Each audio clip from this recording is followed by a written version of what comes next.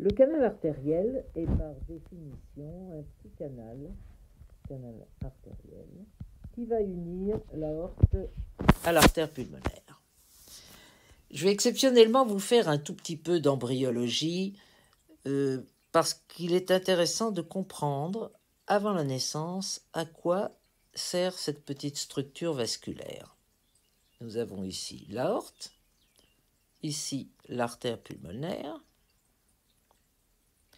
et particularité facile à comprendre, normalement le sang bleu de l'artère pulmonaire doit pénétrer dans les poumons par les branches pulmonaires, mais comme ici le poumon n'est pas encore fonctionnel, pas de passage possible, eh bien ce sang bleu, il faut bien qu'il aille quelque part, et il va rejoindre l'aorte par l'intermédiaire du canal artériel. Voici le passage du sang bleu, donc dans l'aorte. Voilà le cheminement de ce sang, qui ne peut pas passer dans les poumons, qui utilise donc cette espèce de petit court-circuit. Lorsque l'enfant naît, lorsque la respiration, les alvéoles, les 300 millions d'alvéoles, vous vous rendez compte, la quantité d'alvéoles qu'il y a dans les poumons, se développe, que la respiration se fait, ce petit canal n'a plus aucune utilité et il doit donc se fermer. Mais de temps en temps, que je fasse ceci avec la bonne couleur, de nouveau notre aorte, ici le petit canal, l'aorte descendante, le petit canal, la voie pulmonaire.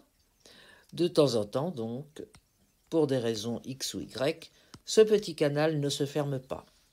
À ce moment-là, vous comprenez aisément que, comme la pression est plus élevée dans l'aorte que dans l'artère pulmonaire, eh bien, le passage du sang, à l'inverse de tout à l'heure, va se faire de l'aorte vers l'artère pulmonaire et donc va se mélanger au sang qui va vers les poumons pour apporter une hypervascularisation pulmonaire, donc vers les poumons le sang bleu habituel, mais en plus une partie de sang rouge, et donc au total une je mets des petites croix pour montrer que c'est plus, une hypervascularisation pulmonaire qui sera d'autant plus importante, bien sûr, que le canal sera plus gros.